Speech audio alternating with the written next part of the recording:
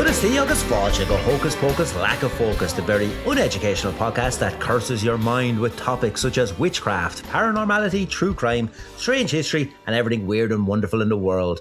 Today we are talking about cursed movies and Hollywood hauntings. It's Mr. Justy, and if you ask me about the Exorcist, I'll take the cyst. Exorcist. That's if I was to choose between my ex or a sis. Yeah, if you didn't like that one, you're going to hate the rest. And as usual, I'm joined by a man who loves Superman. You like seeing Christopher Reeve fly. You should have seen him fly off that horse. Oh, God.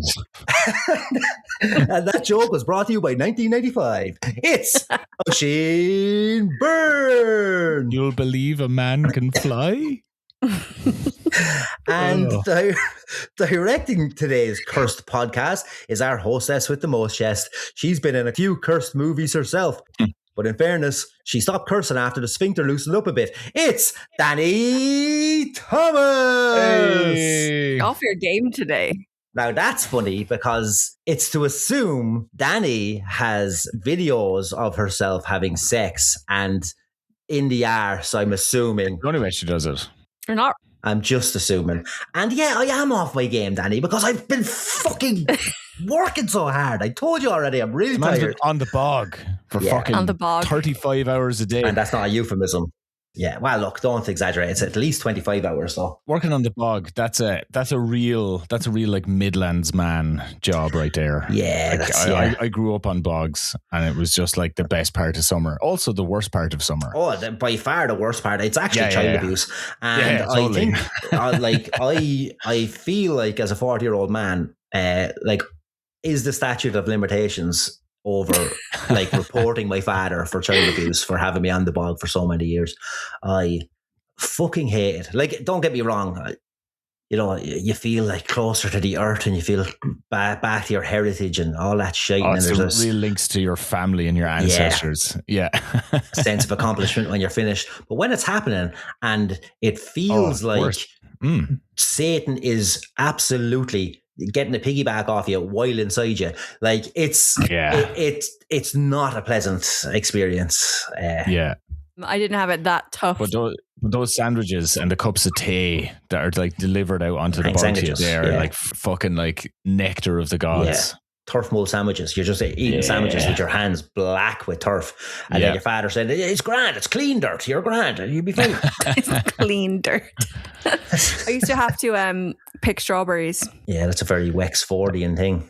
Being from Wexford, yeah. And like you'd get nothing at the end. Like you'd get nothing all summer and then you get about £500 for like working the whole summer, like day into night. And then on the weekends you'd have to sit on the side of the road and sell them.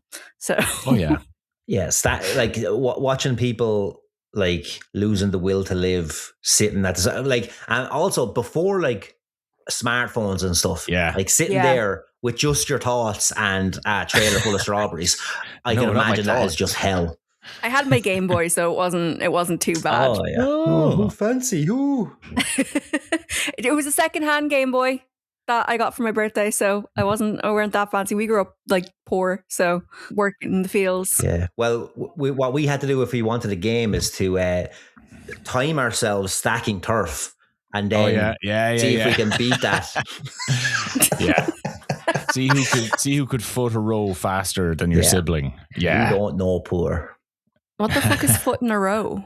Jesus Christ! Why don't go back and eat your strawberries and champagne or whatever the fuck you're talking about? Soft-handed fucking dickhead is all you are. Do you read fucking poetry? Do you? Fucking cunt. Oh my God. A footing of just because I will have to explain it if there is anybody listening to this podcast who is like, what the fuck are they talking about?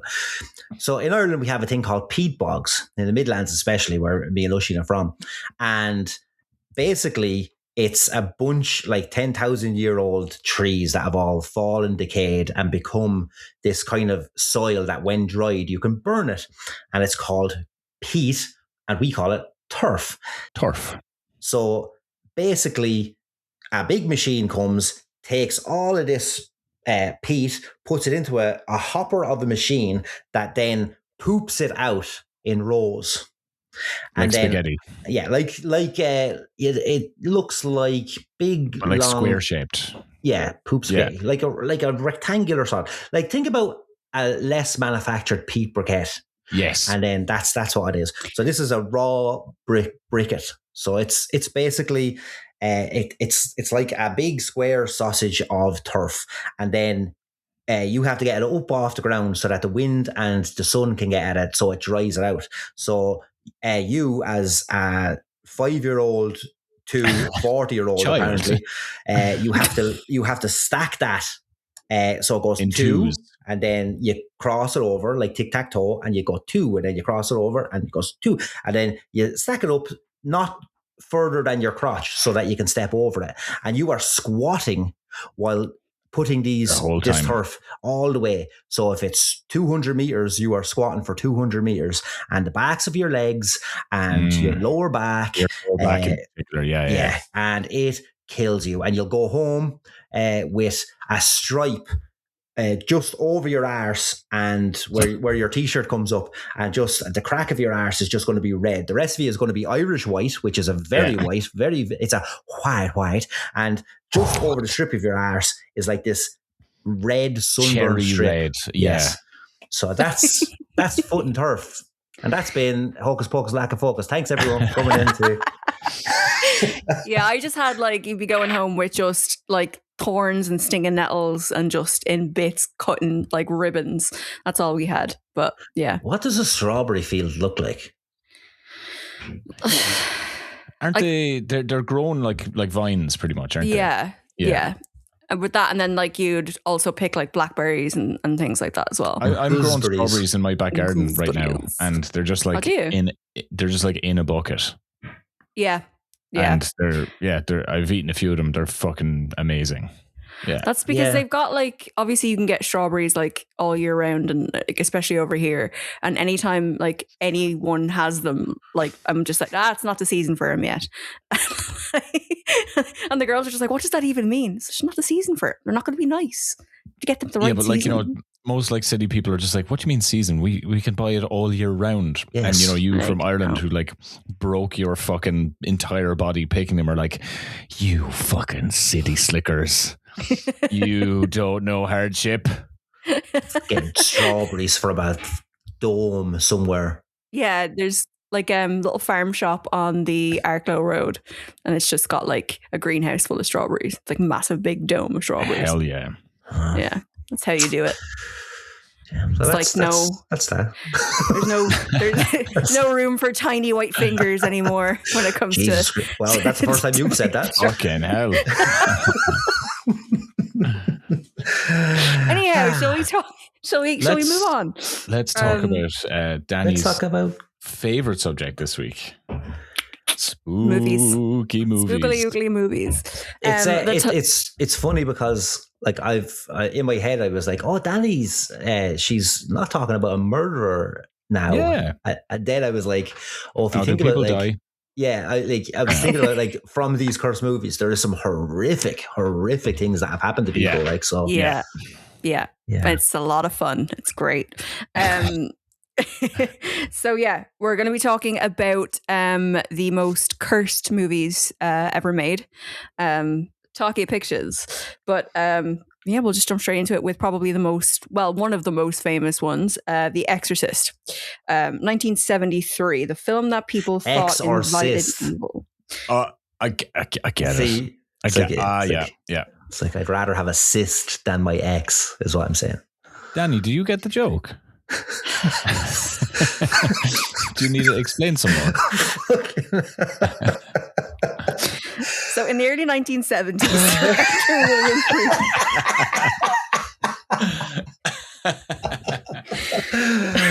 Oh, fucking hell. This is going to be a long one.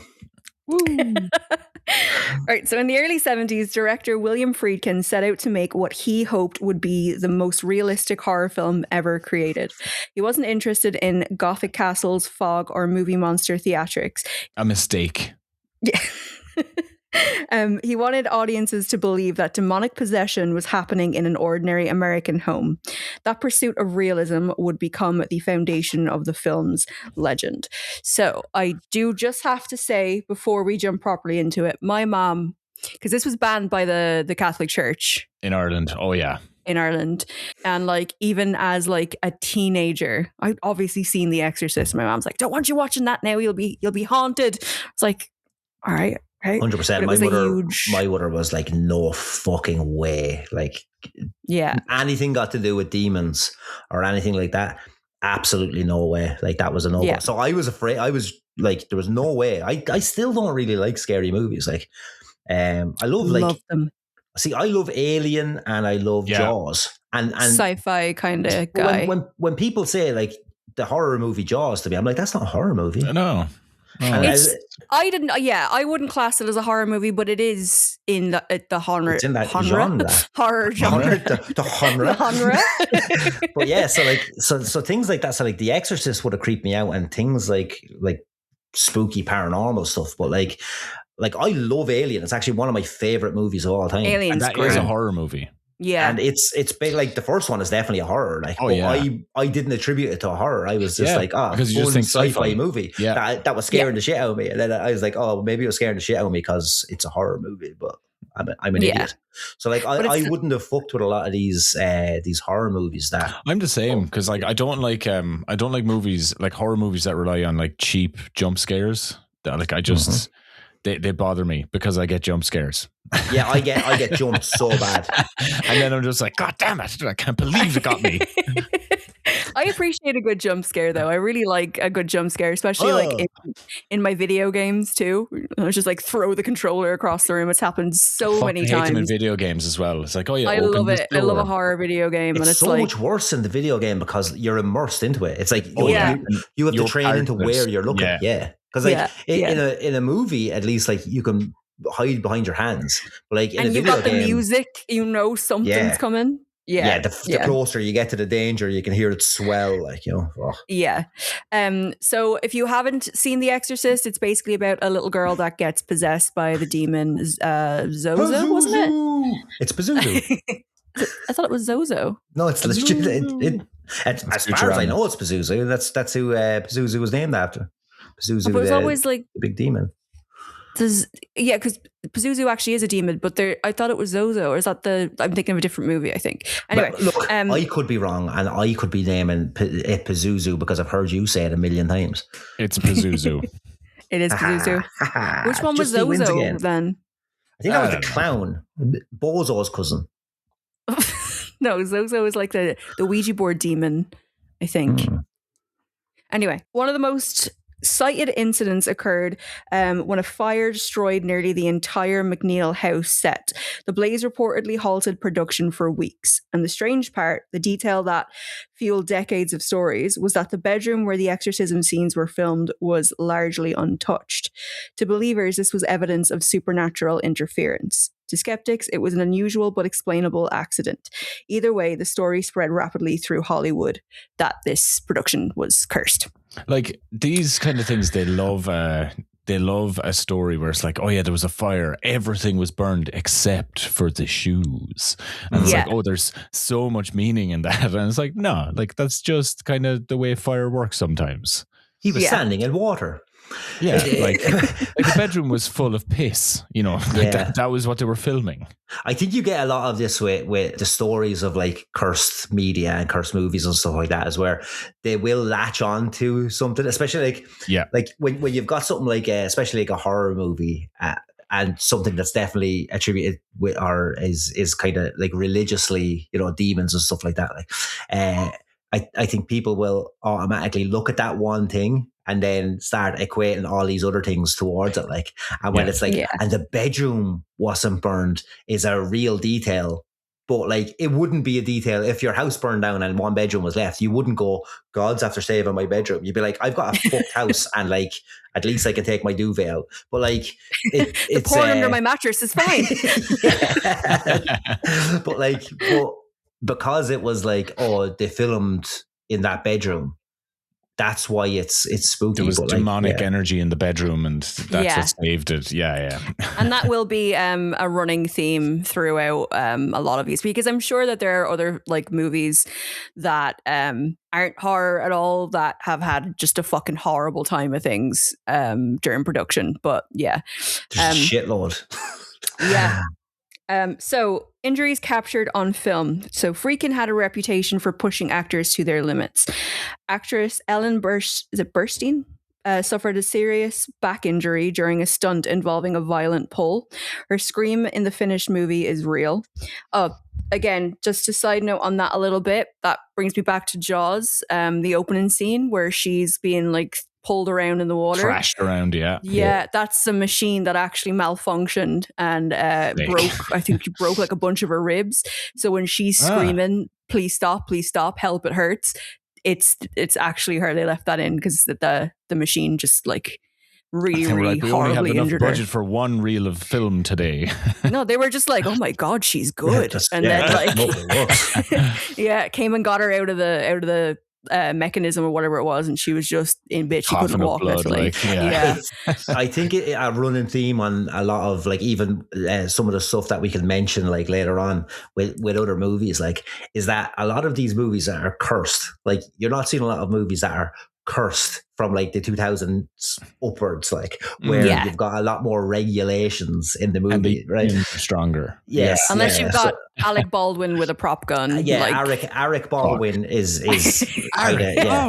But I'm not sure if it's like, again, that was one of those freak kind of things that like just you couldn't account for. But like what I'm kind of saying is like, you've got all of these kind of stories from movies that even people won't like credit them to be like cursed movies. Just people got injured so much because they were trying so much stuff out with like props and mechanical stuff that people should not be near. Like, or they didn't have a budget for stuntmen.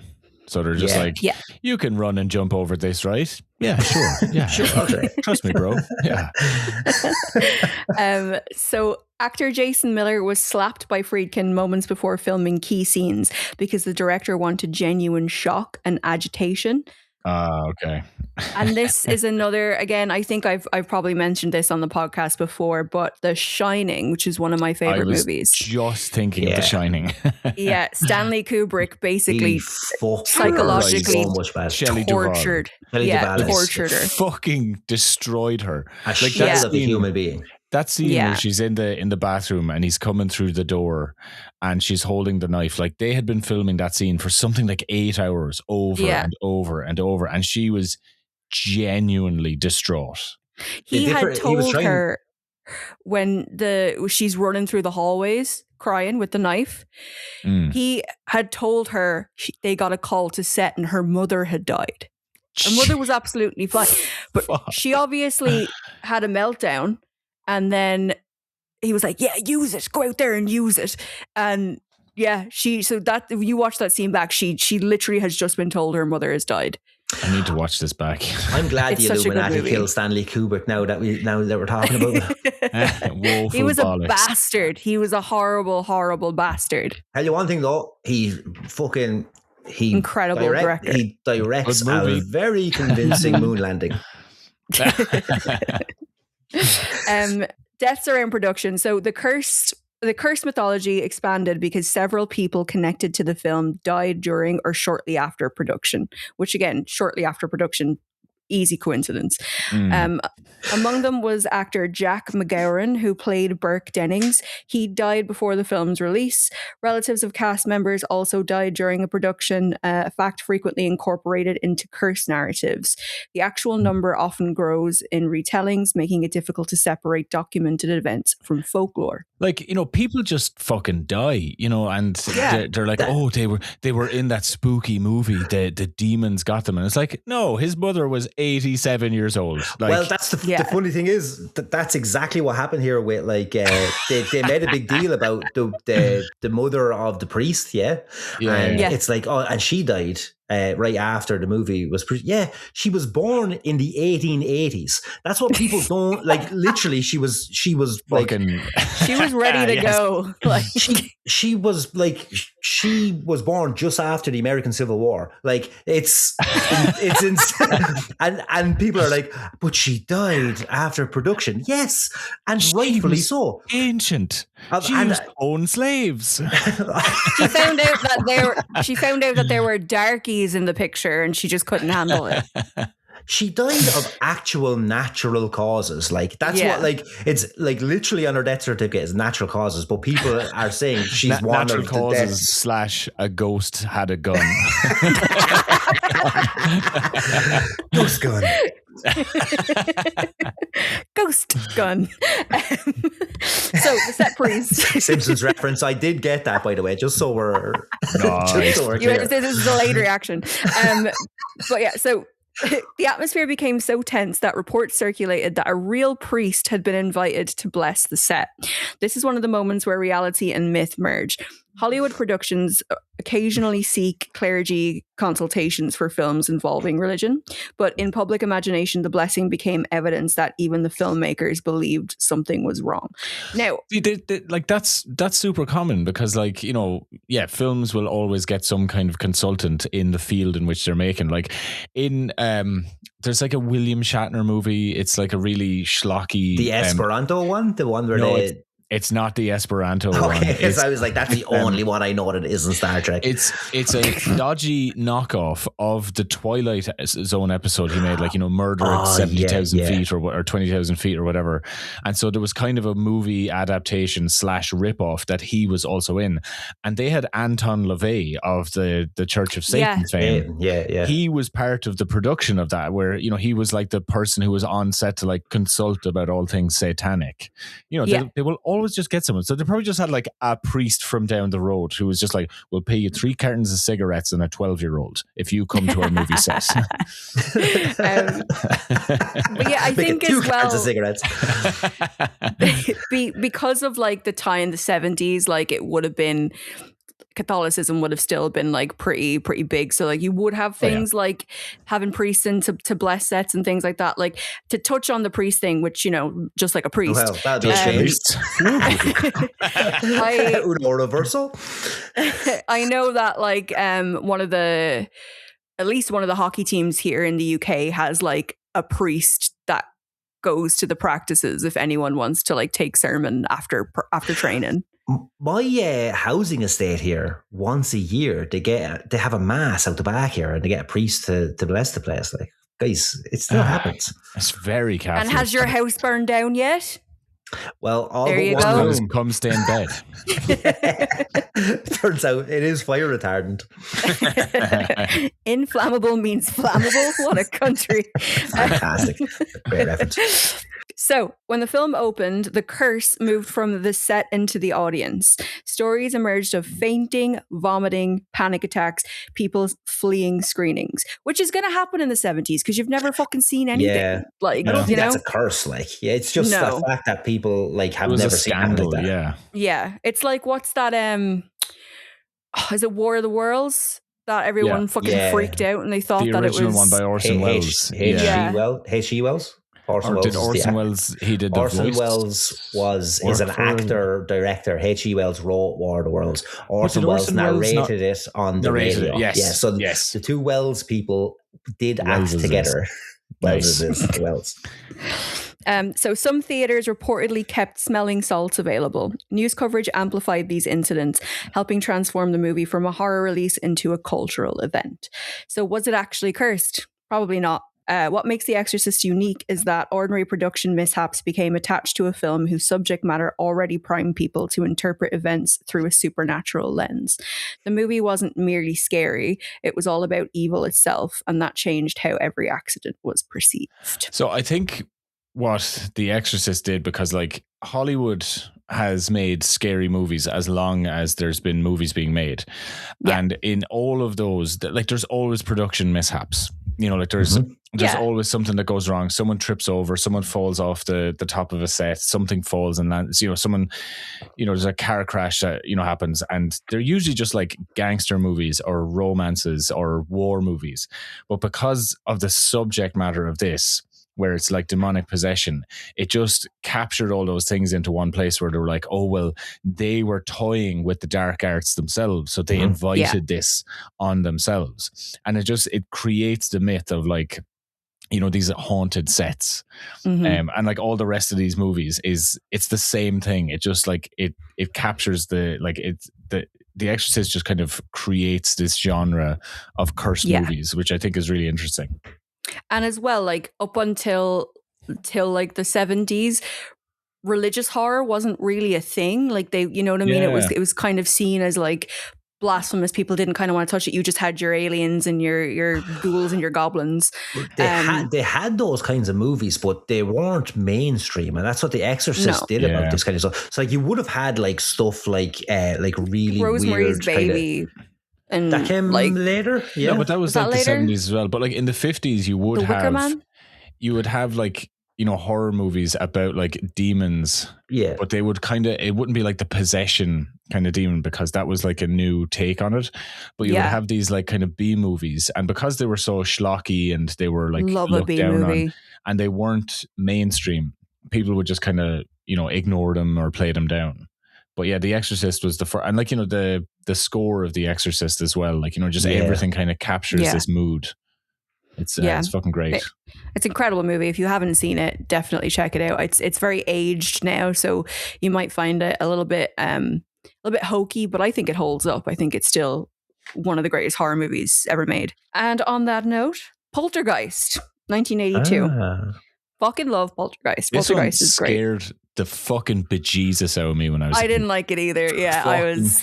Terrified me. This is the reason why I don't watch horror movies, because I was in fucking Robert Dylan's house in Lourdsville, and dickhead. Yes, and they put that movie on, and I didn't sleep for about fucking 3 nights after this. And my mother hit the fucking roof when she found out that I was watching horror movies.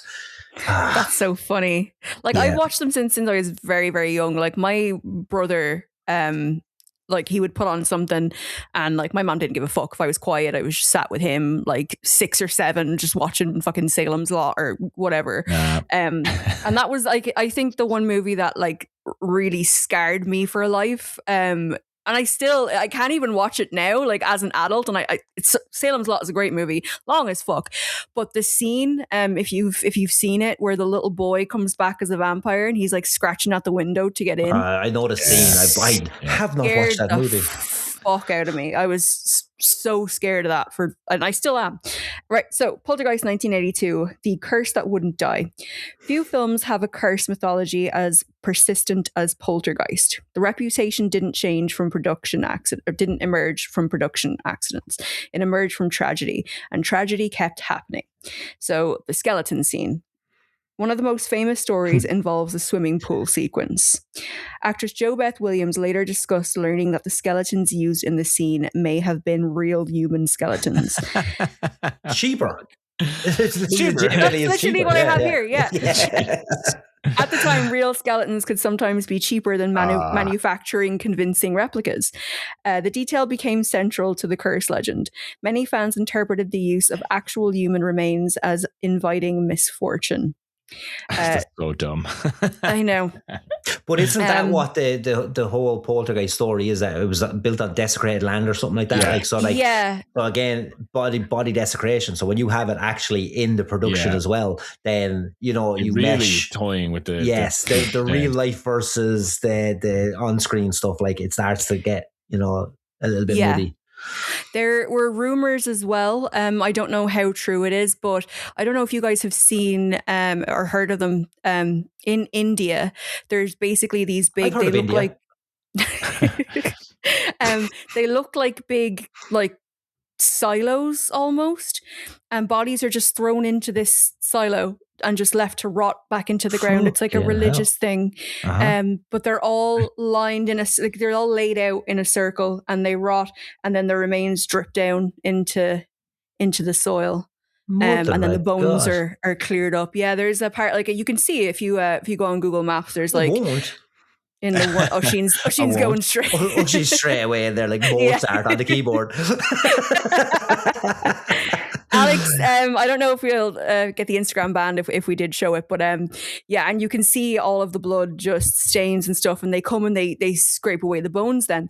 Because I know some people just throw like the bodies into the Ganges and that's it. Like that's a thing as well. But so with this thing, it is something religious. But the theory goes is that they went and they lifted a bunch of skeletons from that, and because that was religious, it was seen as the skeletons were cursed. Okay, so the movie was about an Indian burial ground, and then they had the other Indian,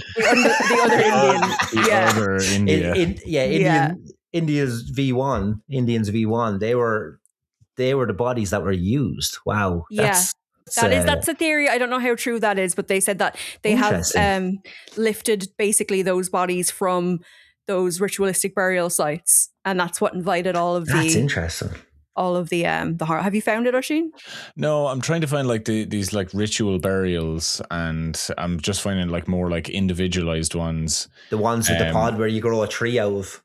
I've seen like, those. I've seen those. Yeah, they do these kind of like what look to be like a type of a shallow grave, and then they also like burn the body as well.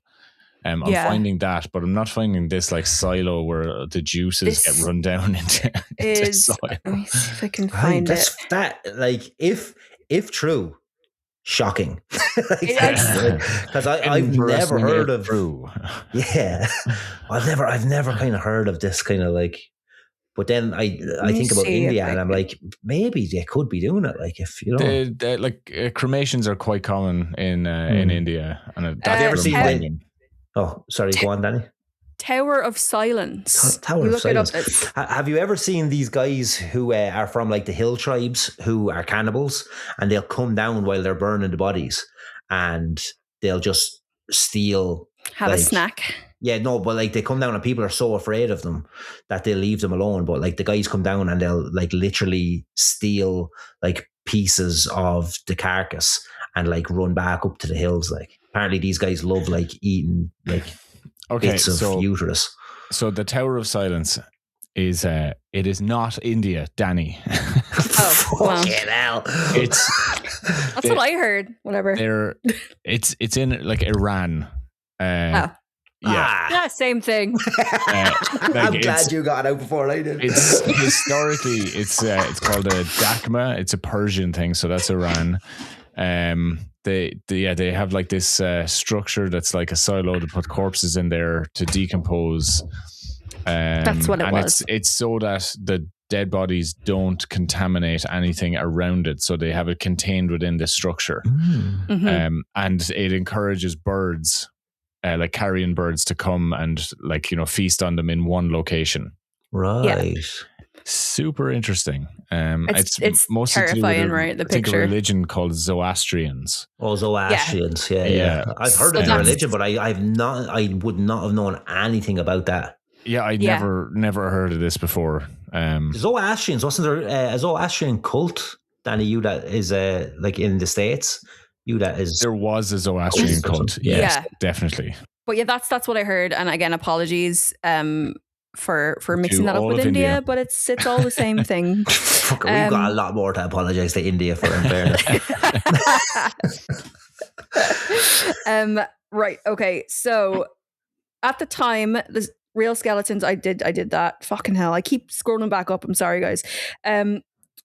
So Dominique Dunne in 1982, shortly after the film's released, actress. Fuck. Let me take that again.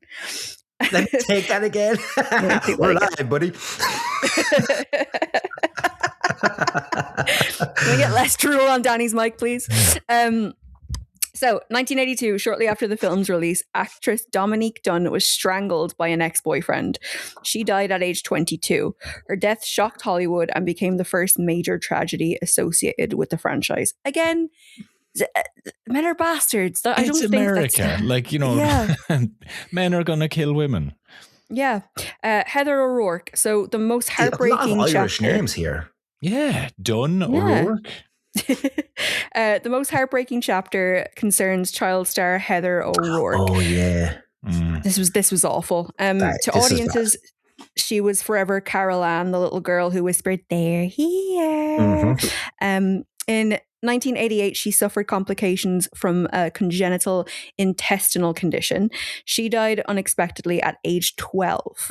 The news stunned fans worldwide. Her death transformed the curse narrative from rumor into cultural legend. So she died like 6 years after the movie. Like it's not exactly like, she died on set because a TV fell on her and moments before the TV wasn't there. Someone was watching a television program about televisions falling on children. So other cast members died relatively young, including Julian Beck and Will Sampson.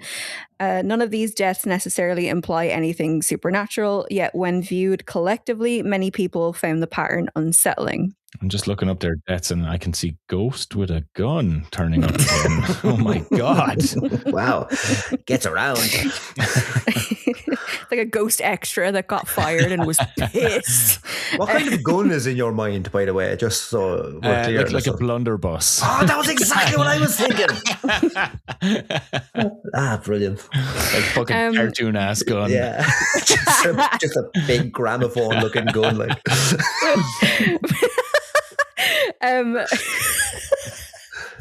There's the one that they have to like load. And then, like, put one in and then stuff down. Yeah. I'll be with you in a minute. Just pouring in the gunpowder as you're like tamping it down. So you come here often. Been shot before. That just reminds me of the Simpsons episode where Mr. Burns is like, "Well, come on in. Perhaps I have something I can scald you with," and he just starts boiling water on the stove. Like, it'll be a few minutes. Very good. Great stuff. Most curse productions fade from memory. Poltergeist survived because the tragedies affected young performers and occurred across multiple films. The franchise became a kind of modern ghost story, not because the evidence was overwhelming, but because the coincidences felt emotionally impossible to ignore. I'd say, like, in the sequels, those directors were just like, okay, and here's the part where we take a risk. Yeah. Yes. Here's where we get the headlines. Yeah, and throw acid on her now. Yeah. So, like, is this water or real acid? Sure.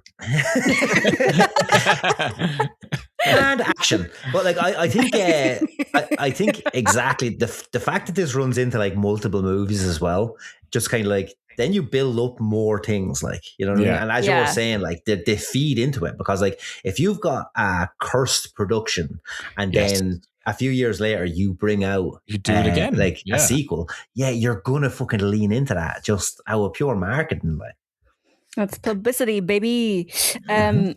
So next one we have then is one of my all-time favorite horror movies, which to this day is very, very unsettling, is The Omen.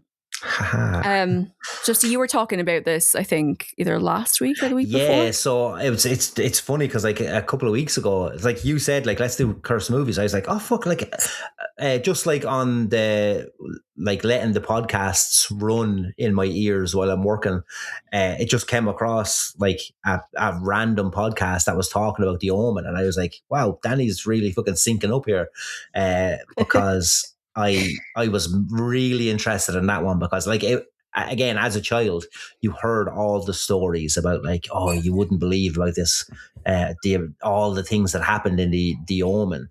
So like, I got mad interested in that, and I'm happy to hear about it now as well. And I think this one is kind of, I mean, I'm not here to say that any of them are particularly like believable that they're cursed, but this is kind of one of the weirder.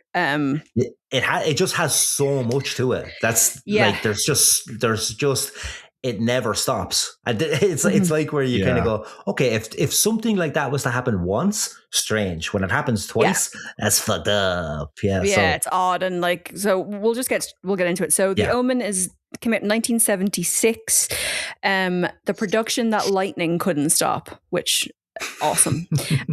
Right. So no, it's It's so good. So if The Exorcist is the most famous cursed horror movie, The Omen may have the strongest collection of genuinely bizarre coincidences. The film concerned the birth of the Antichrist. Almost immediately, strange stories accumulated around production. The most repeated incidents involving lightning strikes. What the fuck? Actor Gregory Peck reportedly flew through a storm and experienced a lightning strike on his aircraft. Producer Mace Neufeld later experienced a similar event. Lightning strikes on aircraft are not unheard of, but two prominent members of the same production, that was enough to create headlines. But yeah, apparently like it rattled the planes as well. Like, so these lightning strikes did, like, you could be just flying and when like lightning hits your plane, you're like, you know, it doesn't affect the plane that much at all. Like, you know what I mean? I'm not saying you're in a Faraday cage, like up in the fucking air, but like you're insulated enough when you're in the sky. But apparently, like, both of these were like, they dropped in altitude and they literally had like some serious problems with the actual lightning. That's if the stories are to be believed. I would say when the lightning strikes happened, the like production team and the like advertising team were just like, oh fuck yes. Oh baby, we can licking their lips. This. Yeah. But the lightning, this was all like pre-production as well. So like this stuff was like he was flying out to start filming. Exactly. He's flying to London, and so like that's when he got lit up by the lightning before the movie even started. Like, so, and at what stage? Like, again, we're going to see like all the different coincidences. Like, but at what stage do you turn back? Because I would say getting struck by lightning and having the shite right now me while I'm about to go and do an Antichrist movie, I'd be like, okay, that's one and done. That's enough for me to turn around. Yeah, I think so. I think that's definitely a bit of a. Yeah, don't do this movie. Like, and it's like, you know, when they say like, if you're about to leave the house and you keep dropping things, or you can't find your keys, or you stub your toe or whatever, don't leave the house. Stay inside. Yeah. If getting hit by fucking lightning doesn't make you like go back home, I don't know what will. But fair fucks to Gregory Peck, because we got one of the greatest horror movies ever out of it. So this next one involves a friend of the show, JFK. Production plans changed because filming locations became unavailable following the assassination of Robert F. Kennedy. The timing contributed to an atmosphere that many participants later described as eerie. Then we have the animal. Hang on. RFK was killed in the kitchen of a hotel after he was he had just given a speech, or he was on his way, and he was like exiting through the kitchen, and I think it's a guy called Sirhan who shot him, and they were going to film in the same place where he was fucking killed. Pretty much. The fuck? That's gas. Could you imagine being on a production team, and again the advertising team was just like, they've killed RFK where we're filming. I'm sure it was like I'm sure it was like, someone's after been killed in this hotel. It's like, oh my god, who? One of the Kennedys. Well, like, they're always dying. That's probably like I killed one of them last week. Come on. Right, so then we have the animal attacks. So a hired animal handler was reportedly attacked by a tiger after production. I was going to say, I was like, was there a tiger in the Omen? No, it was the guy. It was the guy that was taming the baboons, but apparently it wasn't. So again, the baboons went ape shit. No shit. When the little kid was there, but like they had to call in like an animal handler, and he came in and was like, okay, like, I'll calm down these baboons. And then, like, did he give him hand jobs? Like, well, calm down a baboon. I don't know, but have you seen a baboon up close? They're fucking scary. They're scary. They are nightmare fuel. They look like skulls with skin like lightly stretched across them. Like, they're fucking terrifying looking. Their canine teeth are fucking crazy. Scary, man. They're terrifying, actually, and it's completely off topic. But baboons and I think what are those birds called? Shoebills are the only things that Shoebills are terrifying. Terrifying. The machine gun noise that they make, and then the scream. Like, oh no, it's the eyes though. Like that's like. They don't. Why should a bird shouldn't have human eyes? That's just no horrible. Why are they there? Why are they like that? Why do we need them? Like they're basically dinosaurs. They haven't evolved. Yeah, they're fucking massive as well. They're so scary. I think one of those shoebills killed a Kennedy as well. Like, when you really start to dig into it. Pretty sure. It was the shoebill on the grassy knoll. So the incident fed into the film's growing mythology. Animals behaving violently had already been a key theme in the movie itself. Just perfect. Yeah, I know. Wasn't there someone attacked by a dog as well, like mauled by a dog on that movie? Yeah, there was. Yeah, it was one of the, what are they called? Fucking cane corso. Is that what they are? The big, huge fuckers. Was it a cane corso or was it a Rottweiler? I wasn't sure. There was a Rottweiler. There was Rottweiler. That scene in the cemetery, and then there was something with the cane corso, but I don't think that was in the movie. I think that was like another fucking freak accident outside of filming. just some man walking down the road, poor Kennedy or something like that, just gets attacked by a cane corso. And that's why RFK Jr. talks like he does. Cane corso just got him right in the throat. So the decapitation. So perhaps the most chilling coincidence involves special effects artist John Richardson. He had helped create the film's famous decapitation sequence. Years later, he was involved in a serious car accident. His passenger was killed in a manner often described as resembling the movie's most infamous death scene. It's the pane of glass. Fucking sick. The event became the centerpiece of countless Curse documentaries. Was he ever investigated for murdering the person who was in the car with him? Because just like, well, he designed the death and he knew how to do it perfectly in a way that he would survive and someone else would die. And then it just coincidentally happened. How about that? So why it stands out then. Many cursed film stories require exaggeration. The Omen barely needs any. The individual events are documented, and what remains debated is whether they mean anything at all. Hold on, there's a couple of other plane incidents there, isn't there? Where there's a few, yeah. Because Gregory Peck was supposed to be on one plane, and then and that crashed. Yeah, but he got taken off the private jet because they gave it to a bunch of Japanese businessmen who were all like, "Well, we go to Titty Bar," and then they got on the plane and it like crashed on takeoff into a titty bar. Not into a titty bar, thankfully. Oh, those sweet angels are safe. But then isn't there another one where like the pilot that was flying them around for production, one of the pilots, got his plane into the air and then it started losing altitude and he crashed into a car on the ground, killing everybody in the car and everybody on the plane. Mm-hmm. Tough break. And now the story is, and if anybody there could Google it, it's that his family were in the car that he hit. Now that could be just one of those the just urban legends. Yeah, exactly. Yeah. But yeah, there was loads of like shit like that. Like I probably would have just scrapped it.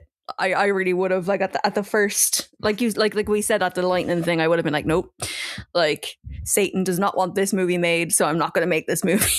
But isn't it like, it's funny like how when you get it into your head as like someone who's involved in either production or like advertisements or whatever, that you go, we could use this. Now we'll say it's a cursed movie. Yeah. And the more stuff that happens, instead of them being like, oh, we better halt production, they're like, let's tell everybody about how cursed the production is so that we can sell more tickets at the theater. Like, okay, so there was a chartered plane crash, and they hired a private aircraft to do some aerial footage in Israel. And the airline switched the booking at the last minute for an unrelated business group. Immediately after takeoff, the plane crashed and everyone on board died. Apparently, there was a connection to Ireland in this as well, because the hotel that the director was staying at, the IRA, was bombed. Yes. I forgot about that. Fuck. That was actually in the documentary. How did I not fucking hell. Yeah. Jesus, we're everywhere. The hotel and a restaurant as well. I think there was a bomb scare in a restaurant when they were out to have a meal. But the funny thing is, like, again, we're talking about like how little safety standards there was in 1970s Hollywood, like, or like, you know, film productions in the 70s. Like, if you're in London in the 1970s, you're gonna have the IRA get involved. Like, you know what I mean? Like, it's gonna happen. Yeah, it's gonna happen. Right, so our next movie, I haven't actually seen this one. It's called Roar. Roar. It came out, Roar XD, in 1981. The most dangerous movie ever made. Oh, that's a good start. Yeah, I've heard about this one, but I've never seen this one. I hadn't. So most cursed productions involve coincidence. Roar involved 150 plus lions, tigers, leopards, and cougars roaming freely around actors. He just hears cougars and he's like, where? There's your problem. Nice. There's your problem right there. No special effects, no CGI, no meaningful safety standards, just people and apex predators. So the project originated after actress Tippi Hedren, which you might know her from The Birds. She did the. Yeah. She was one of that fat fucker. What's his name? Alfred Hitchcock. Yeah, he tortured that poor girl as well. Yeah, that's what I was going to say. Like, he really fucked with her. There is a pattern emerging. Yeah. Hey, maybe men are the problem. So Tippi Hedren and producer Noel Marshall visited a wildlife preserve and saw a pride of lions living together. Instead of concluding that this was dangerous. Nice. And we'd like to thank our gay lion overlords. Gaylord overlions. Instead of concluding that this was dangerous, they concluded it would make a great movie. Oh God! You just see a pride of, like, what movie? What movie? What's the plot of that? The Lion King? So the Lion King before the Lion King was the Lion King? All I'm thinking here is the Eric Clapton song "Cocaine," and it's just like there must have just been so much cocaine. Like, there had to. When you go see a bunch of lions and you're just like, yeah, we can make a movie here, and like we'll be able to handle them. This is 100% exactly what happened. Yeah, there's no doubt in my mind. Absolutely. Like, if Siegfried and Roy can do it, spoiler for them. So the plan became a decade-long obsession. They purchased animals, so they didn't even hire like actor lions. It's not actor lions. No, would be an actor. Would it be Jeremy Lyons? Nice. No, you know what I mean. There's nice. I'm really happy with that one. the Metro Golden Mare lion is he's Irish. Well, technically, and he was in the IRA. Tony the Tiger. You just have to like paint all the stripes tan color. Double as a lion. Did you watch Tiger King? Yeah, everyone watched Tiger King. Yeah, I do. But that guy docs something that he hates. His zoo, his animals are like trained to, so they work on film sets and stuff all the time because they're good with people. So that's what I meant. They didn't just like hire animals that have been raised in captivity and are, like nice and calm around humans. They just bought random fucking lions. I know. So they built facilities and essentially created a giant cat sanctuary that doubled as a film set. What could go wrong? Kitty cottage. just a big, scary kitty cottage. Yeah. Can you guys hear? Can you guys hear that? No. What can you hear? Is it a load of lions in your kitchen? No, I think my echo. Stop. Which started playing music by itself. That's really weird. We are doing an episode. Echo, say Dani's last Googled thing out loud. It's just going to be like add 5 + 6. Why are numbers scary? What is a phobia of numbers called? No, that's actually it. Like, you can take all of my social media. You can go through everything. If you ask to see my calculator app, no, I'm breaking my phone in front of you. Genius. Breaking my phone in front of you. That's so funny. Right. So crew members were bitten, clawed, knocked down, and hospitalized. Reports, yeah. This isn't cursed. It's moronic. It's not. Yeah, this is just a bunch of morons who like had some good cocaine and some bad ideas. Can you believe all the tragic things happened on that movie where they let wild lions around people? Just imagine like the cops turned up and like, you know, the like people who like set all this up to happen, like they've survived, like a bunch of people are dead, and they're just like, yeah, the lions were like possessed by demons or something. Just the cops in there. Yeah, just another case of movie curses. Just look at that lions walking around eating pieces of people. So reports vary, but more than 70 injuries are commonly cited. Marshall himself suffered multiple attacks. One incident reportedly left him with severe wounds requiring extensive medical treatment. At another point, he developed gangrene.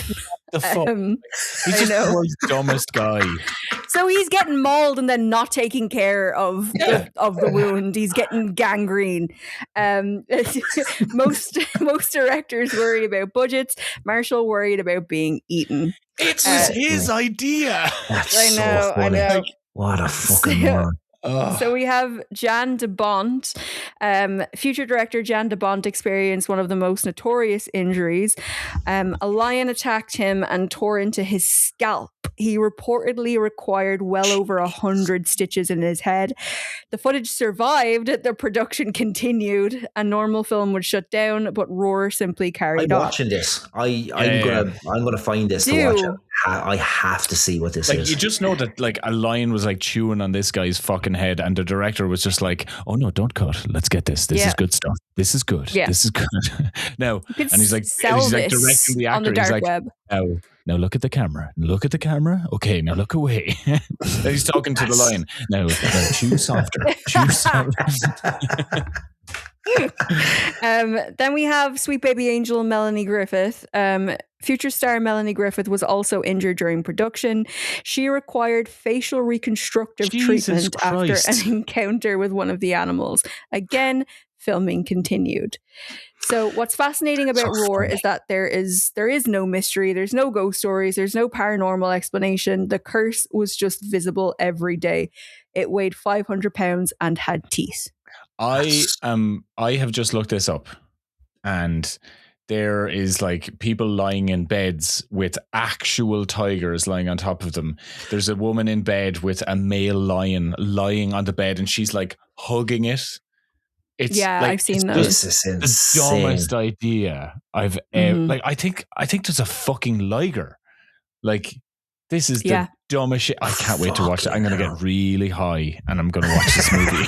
Oh yeah, dude, and let me know how it is. But like I follow like a bunch of like zoo and sanctuary accounts and stuff on TikTok because I love animals or whatever. But like there's always like questions, like so like these like women, tiny little women are going in and they're like, "Hey boy," and like cuddling up with these tigers and stuff, and people are just like, "Oh, like would you ever like, you know, stay overnight with them?" And then like they're always like, "Absolutely fucking not. This is still a fucking like 400-pound wild animal. Like you can't trust them at all."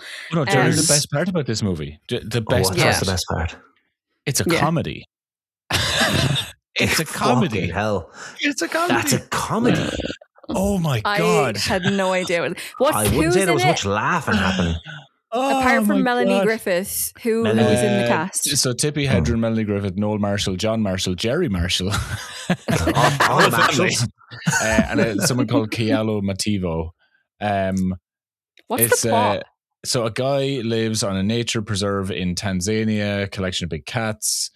Blah blah blah. To bring him home, he's delayed by his friend, warning that the committee's come to review his grant. They have to look around the ranch. And then there's a rogue lion who quarrels with the pride's leader, and they have to keep the pride safe. And then there's like the committee arrive to review his grant, and I think one of the cats go mental. And wacky hijinks ensue. But like they had a bunch of tigers and lions, and the plot was okay. And then the lion attacks, so we have to get the lion to pretend to attack. And it's like, yeah, the lion will understand what pretending is. Like, sure. Just imagine the director like holding a lion's head, which is as big as like someone's torso, just going, "It's not real, Tojo the lion. It's not real." And just scrapping it's like, it's a shoe. But yeah, so the next one, enough about that fucking dumbassery. We have Apocalypse Now. Apocalypse Now, 1979. I'll say it, overrated movie.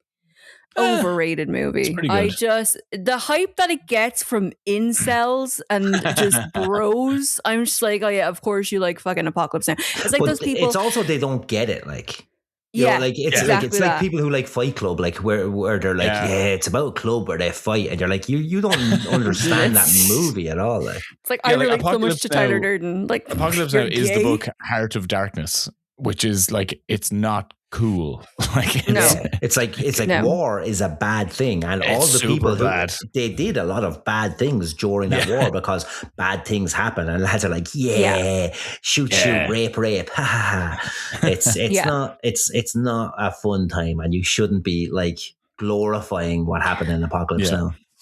It's also like the guys who are like, I'm just like Patrick Bateman. And I was like, that was written by a woman about fragile male masculinity and gay thoughts. Yeah. So are you just like, yeah, you probably are fucking queer. I'm just like the Joker. Are you? I'm like, if the Joker was Patrick Bateman. Yeah, like, the only fucking way that you're similar to the Joker is because you still listen to Gary Glitter. That's it.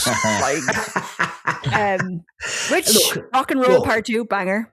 I'm just saying, I don't want to be in his gang, but there has been some bangers. Like there has been so many bangers, honestly.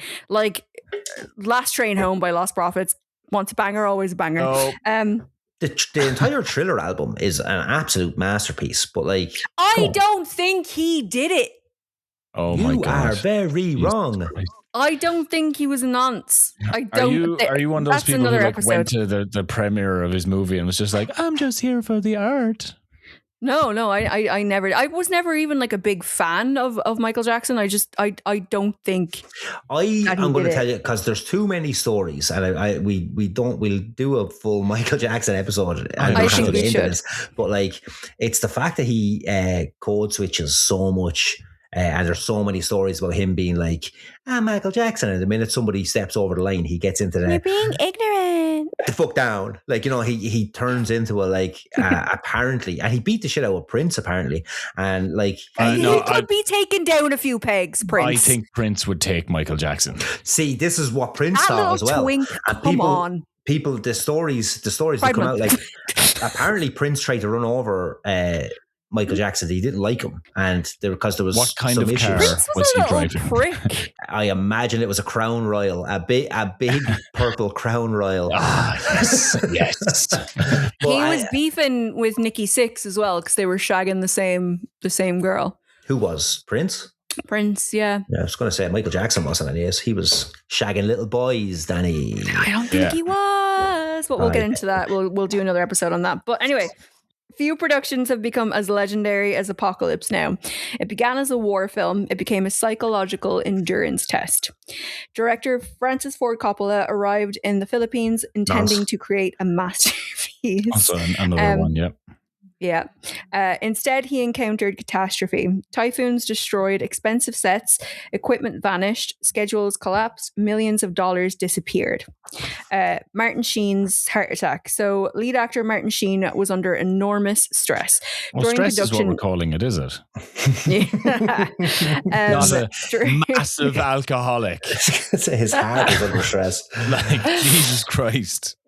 And as well, I just, another little side note, I had no idea until I watched the Charlie Sheen documentary that Emilio Estevez is Charlie Sheen's brother. I had no idea. How would you not know that? How do you not know I that? had no idea. The most common fact in all of Hollywood. I did not know. I watched it and I was like, because I love Mighty Ducks, obviously. But like, I had no idea. And then I was like, oh yeah, because Martin Sheen didn't want... No, he did. He thought that Emilio Estevez wouldn't get roles with his name because it was too... on his own. Yeah. Just like Nicolas Cage was like, I don't want everyone to know that I'm Francis Ford Coppola's nephew. Mm-hmm. And then he'd be in an interview. He's like, hi, I'm Nic Cage. I'm Francis Ford Coppola's nephew. Pretty much, yeah. But I do love Nic Cage. So we will have no Nic Cage slander. Thank you very much. Do you love me? Right. Do you? Speaking of disaster movies, all of Nic Cage's movies. Fuck you. Fuck off now. No. Face Off. Con Air is the greatest movie ever made. Con Air. Hold on. I have 2 copies of it on DVD. Con Air is a live action Simpsons parody action movie. I quit this podcast. I won't stand for it. It's a great movie. It's great. It's the best movie ever fucking made is what it is. It's not just a great movie. It's art. It is the definition of filmmaking. Put some bass in your voice. I can't take you seriously when you're so female. It's just because I have like Charlie Kelly voice when I freak out. It is absolutely like it's a McBain movie. It's McBain. We do things by the book. By book. like John Malkovich. What are you going to do? Buscemi, Nicolas Cage, John Cusack, fucking Dave Chappelle. You've got everyone. Fucking Colomini. I love Colomini. With the bunny. Back in the box. Yeah. It's a great movie, but you have to leave your brain in the jam jar for it. But have you watched the Community episode where Abed tries to figure out whether Nicolas Cage is a genius or an idiot? And he goes insane and turns into Nicolas Cage trying to figure out. It's so good. That guy who plays Abed, I forget the actor's name. He's so good. He's so funny. Like him and Donald Glover together are just the timing on the two of them is incredible. So good. Such a good duo. Okay, so let's get back into Apocalypse Now, because the next bit is like, this is where Brando comes in, and like this is when it really fucking takes off. Yeah. So at one point, Coppola feared that the film might never be completed, but then Brando arrives. So Marlon Brando arrived significantly overweight and reportedly unfamiliar with much of the material. The reason that all of his shots are just his face and in shadow is because like they looked at it like his body and they were just like, oh no, this is bad. You got like the makeup artist inventing contour before contour was a thing to just make it seem like he had cheekbones. Skinny face. So Coppola had to redesign scenes around what he could realistically shoot. Entire sections of the movie were essentially reinvented during production. Coppola mortgaged personal assets to keep filming. His own money was at risk. If the project failed, it threatened more than his reputation. It threatened his financial future. During filming, Coppola repeatedly expressed fears that the project was spiraling out of control. The production increasingly mirrored the film itself, a journey into chaos. The making of documentary Hearts of Darkness later revealed just how close the entire enterprise came to collapse. The curse wasn't supernatural, it was obsession and the belief that greatness justified any sacrifice. Like, it was just like they went over there unprepared. Like, you know, they were like, oh no, a typhoon has destroyed it. And it's like, did you do any research into typhoon season? And they were just like, what do you mean typhoon season? Well, you just go over there and it's hot. What are you talking about? And it's like, do you know anything about the war in Vietnam? It's like, Yeah, it's bad. I ain't no weatherman. I'm just avoiding mentioning Tropic Thunder because I know I'm just going to start just talking fucking about everything. It's so good. It's so good. I love that so much. There's another almost one. better than Apocalypse Now, I think. I need to get really high and rewatch that. Yes, yeah. And go watch Walk Hard as well, by the way, just so. What do you mean, you people? So good.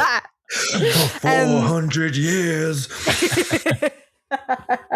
You know, back in the day, I was a saucier.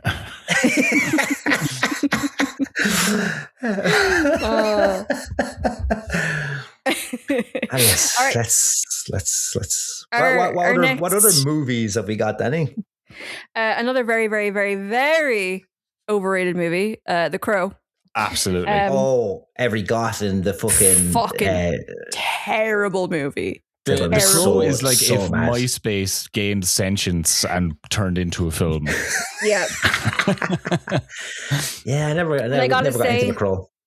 They remade it in the last couple of years with Bill Skarsgård. So shit. Like the remake is fucking horrendous. It would have been better if someone died in the remake.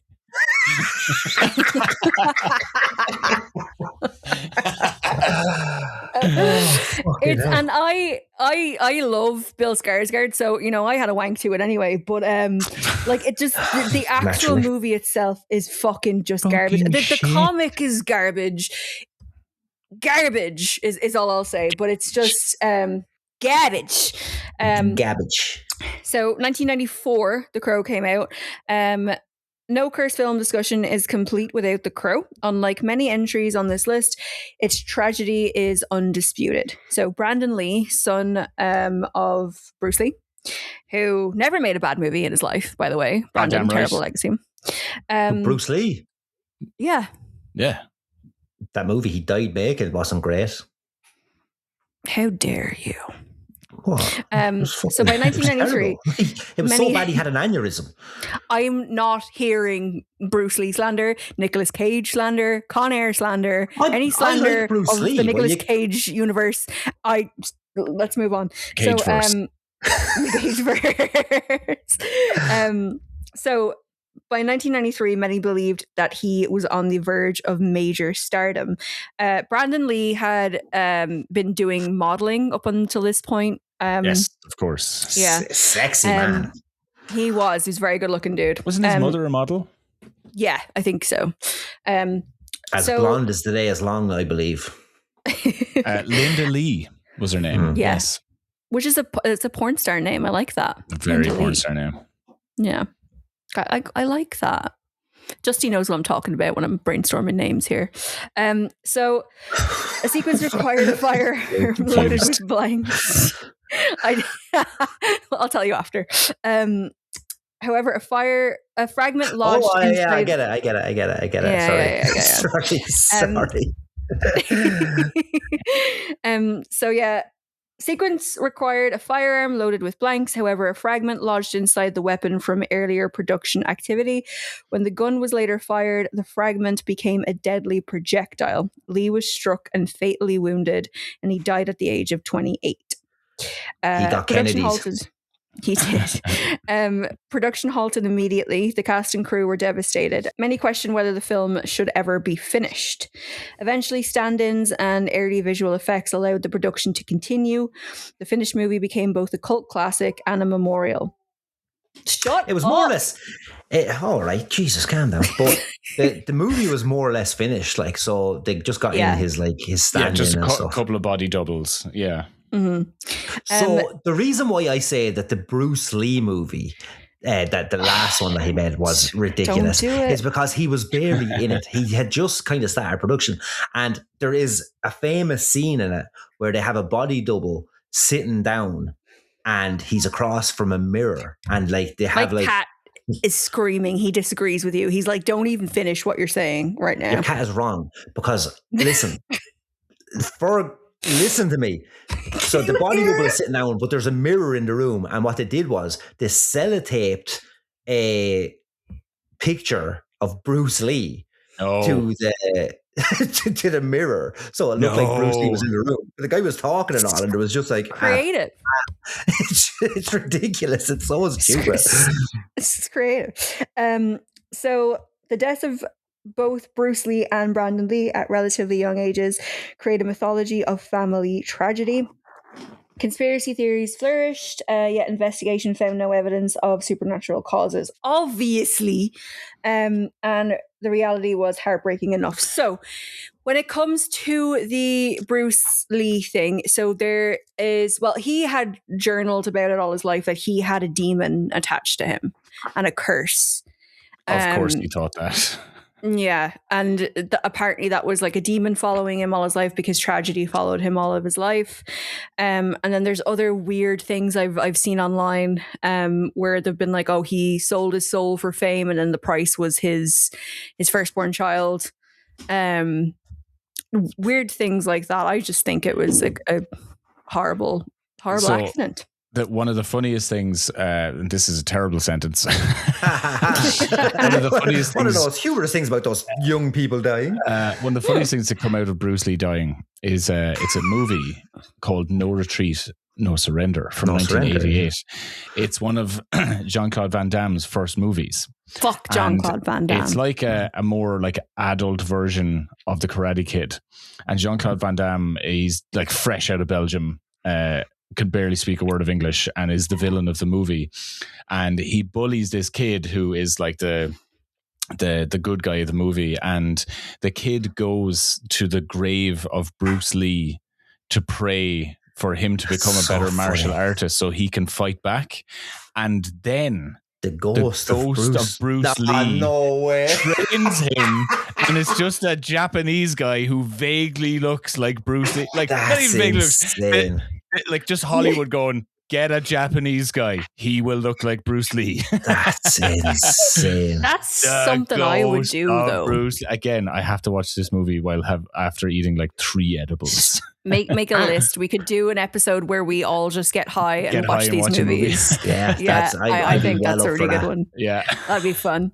Join the Patreon that we don't do anything with. Oh, we should do like high movie watches on the Patreon. I think that'd be great.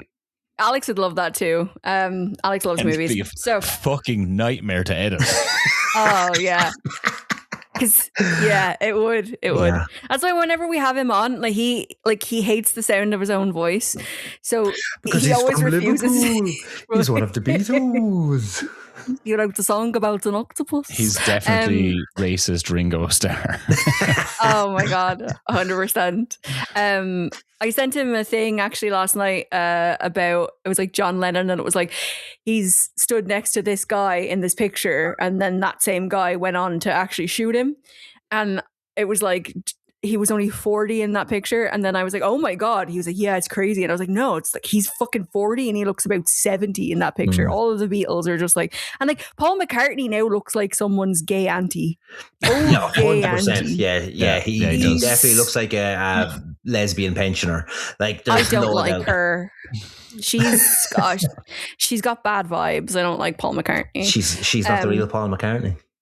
She's just the real Paul McCartney from the Beatles. I died in a car crash. That's more Ringo. You went Ringo it was there. A car. Right, so our next movie is The Twilight Zone. I've never seen this. 1983. This is fucked. Shit, I forgot about this one. Oh, I forgot about this one. This is abhorrent. So the only thing that I know about obviously I know it was a TV show and stuff, but the only thing I really know about it is Futurama reference it a lot. They do like a lot of references of it, so I assume I kind of have a grasp of what it was. It's a bit of an anthology kind of. Yeah. There was all rerun episodes back when I was growing up, so I kind of know. The show was a magazine show, and it was always just like, what if this weird thing happened? Yeah. What Black Mirror is now is kind of what Twilight Zone was back in the day. Like, so yeah. Except Black Mirror is so good. Like, it's so much better. I love Black Mirror. Black Mirror is great. Right. So 1983, this movie came out. This is one of the few productions on the list whose legacy directly altered film safety practices.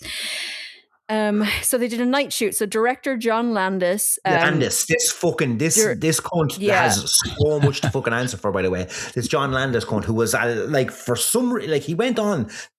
Sorry, you're going to go into it now. Directed a bunch of amazing movies since. Yeah. How he was let out, like, anyways, go on.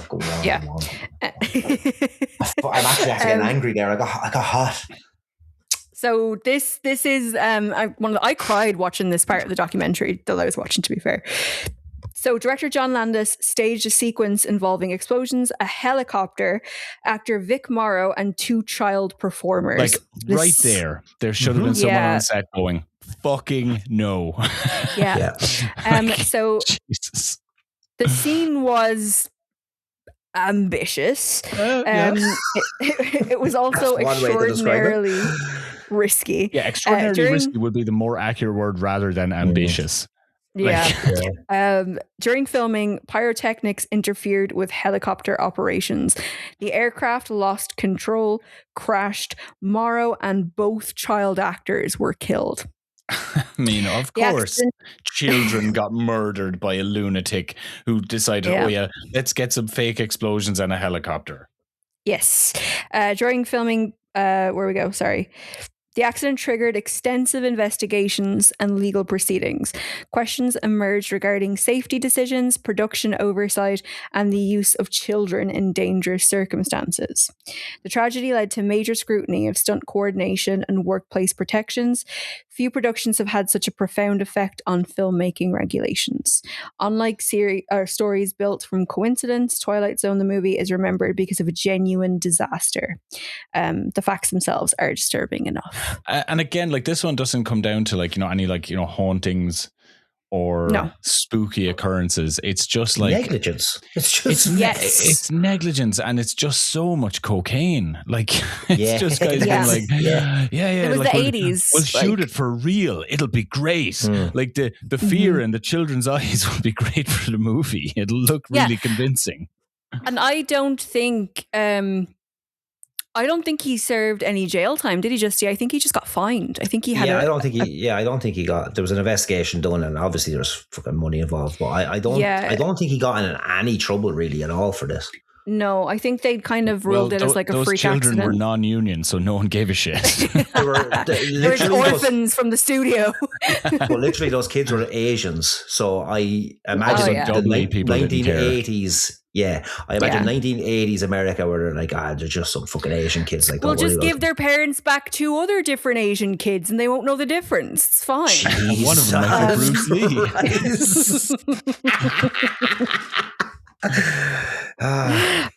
Banter. Right. Okay. So our next movie, then, we have Stalker, 1979. This one is really fucking weird. Have you guys seen Stalker? No. Stalker's quite good. So the Poison Zone. So few cursed film stories are as haunting as Stalker because the alleged curse may have been environmental. Director Andrei Tarkovsky encountered severe technical problems. Large amounts of footage were ruined. Significant portions of the film had to be reshot. Filming occurred in heavily industrialized areas. Some locations were reportedly near polluted waterways and chemical waste. At the time, environmental risks were not fully understood. Years later, Tarkovsky developed cancer. Actor Anatoly Solontzyn, developed cancer. Yeah. Thank you. Others associated with the production reportedly suffered similar illnesses. Some observers suggested prolonged exposure to toxic conditions contributed. No definitive proof has ever emerged, but the coincidence remains unsettling. The film's landscape already feels haunted. Knowing the later history makes it even harder to watch. I've never heard of this movie, and I've never like heard this story before. But again, it's just like Stalker's good. I would say it's just like, oh yeah, you know, we need some like cool locations, and someone who doesn't know anything about the area was just like, oh, I found this really cool wasteland. Like it seems fine, you know, and it's really eerie, and there's this like mist in the air all the time, and it's yellow naturally. It's great. That is radiation. I got a real bad headache afterwards, but it was fine. Like my nose started bleeding green, but you know, I think it's good. This is another one of those things where they obviously had no idea that they were dealing with toxic waste and things like that. And I would say the people who permitted them to shoot there were probably just like, money, okay, not knowing what they were agreeing to. But yeah, Stalker's good. If you haven't seen it, you should watch it. Right. So next one I haven't seen this. It's called The Conqueror. Oh, now, this is fucked. And I love this story. This is where I get Justy. this is where I get a little bit horned up, because it's fucking Marion himself that he ends up taking a fucking licking for this one. But this is one of the worst fucking movies ever to hit the screens. And let's just get whatever. Tell me what you've got written down there, because I want to fucking shit. So The Conqueror came out in 1956. It's dubbed the Atomic Movie. So perhaps no production has a reputation more tied to real-world danger. The film was shot in areas near a location used for nuclear weapons testing. Of course, At the time, right. They hadn't a clue. They didn't have a fucking clue. At the time, public understanding of radiation exposure was incomplete. The film starred John Wayne. Over the years, numerous cast and crew members developed cancer. The exact numbers vary depending on source and methodology. This uncertainty has fueled decades of debate. Were the illnesses unusual, or were they consistent with the demographics involved? Regardless of the answer, the connection between nuclear testing and later illnesses became inseparable. Okay, I have some statistics on this, right? So there was 220 crew members, and 40% is what I heard. So 40% of the crew developed cancer by 1980. So within the span of like 25 years, and of those, 20% died from the cancer that they got. And they were filming around like Utah, like, you know, in these like US Army nuclear testing sites. They dropped the bombs, but one of the again, this probably isn't funny, but one of the dumb, stupid things that they did in this movie is when they got out of Utah, they were breathing in like the dust of like nuclear fallout. Like, so what they did when they had the reshoots in Hollywood was like, oh, it doesn't look the same. So they went back to where they shot this movie and dug up all the fucking sand and dirt that's out there in the desert and brought it to Hollywood and just infected a bunch more people. Like, fucking brilliant. But they even kind of attribute like this, the radiation that happened to people who visited sets. So John Wayne's two kids, his two sons, apparently visited the set, and they got cancer later in life as well. Oh, of course. So like, it's one of those fucking these, because again, they didn't know it was in the 50s. So again, Cold War, they're like throwing all kinds of shit at the wall. They're just dropping bombs like in Nevada, Utah, anywhere that like they're like, oh, there's no people around, but like the fact that they went into the desert where there was like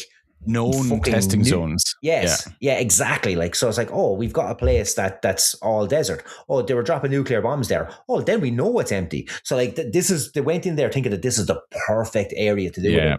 But like, no better movie for this to happen to than when John Wayne is playing a fucking Asian, by the way, on this. So yeah, I was about to say the room is Genghis Khan because John Wayne was playing Genghis Khan. Like went full yellow face for it. Like where like I think they like taped up his eyes to like make them like slanted and everything. Like they put in they penciled his eyes to give them extra length, so that like he had. So basically, like he was just short of putting in the false teeth. And saying me so solly, like he was. It was so fucking horrific. Like. You can actually get these things. I don't know if you could get them. Listen up, partner. I don't know about the hun. You can get these things. I don't know if you could get them in the 50s, but they're like they were a huge kind of, I guess, makeup staple if you wanted to change someone's race. They're these like little stickers. Jesus that essentially Christ. They're clear and you can't like you can't see them. So a lot of Asian shows, if they wanted to depict somebody as white, the sticker would go vertical, so the eye would open up. Yeah. And then the other way around, if it was white playing Asian, it would go horizontal, and you pulled it up and out, and then you covered it with makeup, so you can't see that it's actually a sticker. And then especially with the cameras and stuff, you wouldn't see it on screen. Yeah, I could have gone all my life. I could have gone all my life and not needed to know that there was racist eye stickers out there. Been around a long time. They still do that, like in China and stuff. Women still wear them to make their eyes more round. Yeah. Back to something a bit more fun. The nuclear fallout. So this is like 1950s America. Like they were dropping a nuclear bomb in that like Midwest desert like every fucking week. Like that part of America is the most nuclear bombed place on Earth. Like they've bombed their own country hundreds of times. Like it is actually like there's a famous animation online somewhere where it shows like just a map of the world, and a little dot, like the red dot will flash where nuclear bombs are dropped. And so you have the first two in like Japan, and then you have like a couple more, and then you have like the Soviets, and then America just like explodes with testing. And then like Russia does as well, like in Siberia. But America, in that part of it, the amount of bombs they dropped, just kind of showing like what they have, what they're developing, the variation of bombs they have. It's terrifying how much they fucked Native American land because they were like, we can do whatever we want. I was just going to say, so like that land is obviously like, you can't go near it. Like, no, it's totally fucked. That's the thing as well. You always see like apocalypse things. Again, not to bring everything back to Futurama, which I tend to do. But when it goes to like apocalypse, it just looks like Utah. It just shows Utah. Yeah. If it's like barren wasteland, Utah. Well, Nevada was big for it as well, wasn't it? Like they were like, so where Las Vegas is now is not too far away from a bunch of testing sites. And like no one goes out there at all. Like, I mean, there's always the fact that like you'd only go out there if you were looking to bury a body or kill someone. Yeah. And it was the mob used that. Like there's probably fucking thousands of bodies buried out there, because at the time in like, I think it would have been the 80s, where the mob basically owned all of Vegas, and all of the gambling joints and everything like that would operate from Vegas, and just bodies out to the desert all the time. Like, so they're and aliens apparently. So of course, you know. Okay, so the last one we're going to finish on a little bit of a fun one, and then I have some questions that have been sent in, which is fun. Nice. Questions? You've questions. I figured out questions. The way to actually do it, because no one follows the podcast account, is to post on my account, and people want to see my tits, so they ask me questions. Everyone wants to see a bit of fucking tit. Yeah. So the island of Dr. Moreau. This is funny. So this is Hollywood's Heart of Darkness. If you made a movie about a cursed movie production, audiences might reject it for being unrealistic. Yet the island of Dr. Moreau somehow happened. Have either of you guys heard of this movie? I know of the movie. I've never watched it. Like The Simpsons obviously did a parody of it as well on one of the Treehouse of Horrors. So yeah. I get it. So Director Richard Stanley spent years trying to make the project. This was his dream, his obsession, his opportunity. Everything depended on it. Then reality intervened. Weather problems emerged. Studio executives became nervous. The budget expanded. The pressure mounted. A few days into production, Stanley was fired. Imagine spending years building your dream only to be removed almost immediately. Most people would leave, but Stanley allegedly did not. One of Hollywood's strangest stories followed. Stanley reportedly returned to the set disguised as one of the animal-human hybrids. Fucking brilliant. I love it. What a dude. I know. I would do it. And fire me. That's me after getting dumped. Like, I'm showing up to the family reunion as like a cousin. Like, that's literally like so for years it sounded like an urban legend. Subsequent accounts strongly suggest some versions of it really happened. The former director was literally hiding among the monsters. And we come back to friend of the show, Marlon Brando. Oh yeah. Brando had recently suffered devastating personal loss. His behavior became increasingly unpredictable. Stories from the set include refusing conventional direction, wearing unusual costumes, making bizarre creative suggestions, and carrying a tiny companion actor in scenes. Wait, did he bring his own costumes? Is that what we're saying? Like he was he brought his own midget. I was going to say, you're hung up on him bringing his own costumes. He brought his own fucking little dwarf person with him. Jesus Christ. He brought a little person with him. Yeah, his pet little person that he kept on him all the time. I'm going to make him a costume he couldn't refuse. You've got a Brando as well. That's so good. I hate that. I hate that. Like, every episode, there's a new fucking. I don't know how your wife puts up with you. I really don't. She doesn't know who she's talking to anymore. She's like, Oisin, why haven't you done the dishes? And then it's fucking Marlon Brando. In Marlon Brando. Mr. T. I'm going to make you sleep with the dishes. Who makes me do the dishes? That's fucking crazy. That is crazy. Like, and it's so throwaway as well. It's just like, I'll just say one sentence and just do a perfect Marlon Brando. I didn't even realize I had that in the bag. I really didn't realize I had that in the bag. I was just like, fuck it, I'm going for it. That's it. Well, caught me off guard there as well. So Val Kilmer, I fucking love Val Kilmer so much. He's fucking great. Yeah, he's the best. If you've seen Kiss Kiss Bang Bang, one of my favorite movies. Oh, very good. Yeah. I will say with Robert Downey Jr. His lips were too distracting for him to be a convincing Batman, and that's an hill I will die on. Absolutely. He had the sexiest lips in that Batman cowl. I still think I would watch Val Kilmer Batman over George Clooney Batman. I didn't like George Clooney Batman. I didn't like George Clooney Batman. George Clooney was good Bruce Wayne. He was very good Bruce Wayne. But yes, that's a good point. The George Clooney version of Batman was a totally different adaptation. Like, it was a cartoon. It was more like Adam West. I did love it. I loved Batman Forever. I really did. It was Batman and Robin. I loved Batman and Robin. Like, Chicks love the car. I thought it was great. Yeah. I loved Uma Thurman as Poison Ivy. I loved Bane because he was just a big dumb monster in it. I loved. It was fucking. It was a great movie.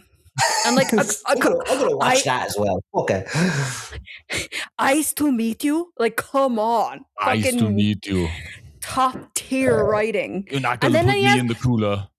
And like in the cooler, and then it's pure cinema. And he fucking very good Arnold Schwarzenegger. I've just discovered. It's like with Arnie, you start off by being able to just go like, and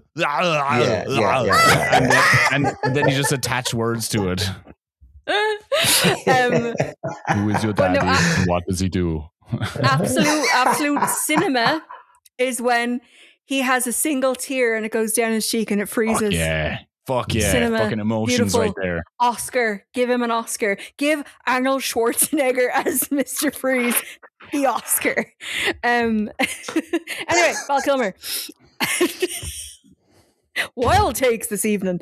So, meanwhile, Val Kilmer was going through personal turmoil. He was addicted to drugs at this point. Relations between Kilmer and others became strained. Conflict spread across the production. So Kilmer was just high all the time, showing up to set high, drunk, getting into fights with the crew and other actors, just throwing things off, just having a great time, really. So years later, the documentary Lost Soul, The Tomb Journey of Richard Stanley's Island of Dr. Moreau, which, what a fucking long name for a documentary, reveal the astonishing details. Even experienced filmmakers found the story difficult to believe. So one of the greatest production disasters ever recorded, not cursed, just a catastrophe, collision of egos, grief, pressure, and chaos. I've also looked up the costumes that Marlon Brando had brought to set and designed himself. Are they amazing? And one in particular is, the only way to describe it is a slur against every Asian person to ever live. Jesus Christ. Oh, can I list a bunch of them and then you nod which one is right? Just all of them. All of the slurs is the costume and makeup that he has designed here himself. Oh my God, I can see it. Good. Oh my sweet mother of Jesus. I have to watch this movie because I have to hear what voice he's putting on. Like, I just...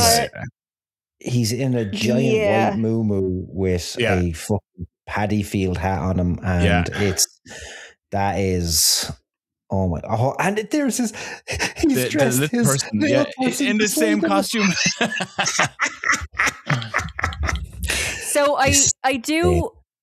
I want to give an honorable mention to The Passion of the Christ, just because we touched on earlier about how religious movies kind of seem to be very much subjects of curses and things going wrong. So isn't Jim Caviezel struck by lightning? That'll teach you to play Jesus. And also the assistant director next to beloved Hollywood alumni Mel Gibson. Speaking of slurs against Asian people, Mel Gibson. So the most famous incident involved assistant director Jan Michelini. During filming, Michelini was struck by lightning, and what made the story even stronger was that it was reportedly not the first lightning-related incident connected to the production. Right. And this quickly became tabloid material. Jim Caviezel, is that how you say that? Jim Caviezel, yeah. Endured extraordinary physical hardship. You're playing Jesus. The role required carrying a heavy cross through difficult terrain, which Jesus did it. Why is it so hard for you to do it? He suffered. He suffered. Yeah, but he's probably saying, like, actually he is a weird Christian, so he was like, I want to suffer like Jesus. Like, he's a fucking evangelical. I can bear this burden. Yeah, he's a fucking evangelical. He's just like, oh yeah, it's all about the suffrage and that's how I get hard. So thank you for joining us for our journey through the weird and wacky and often fatal production notes of Hollywood. We really got into some very strange territory there, and Marlon Brando, who is a future friend of the show, current friend of the show, eternal friend of the show, I'm sure he will return in future episodes, but for tonight I have been Justy, he has been Oisin, and she has been Dani, and thank you for joining us for a spell. Thanks. Cheers, guys. Bye. Bye.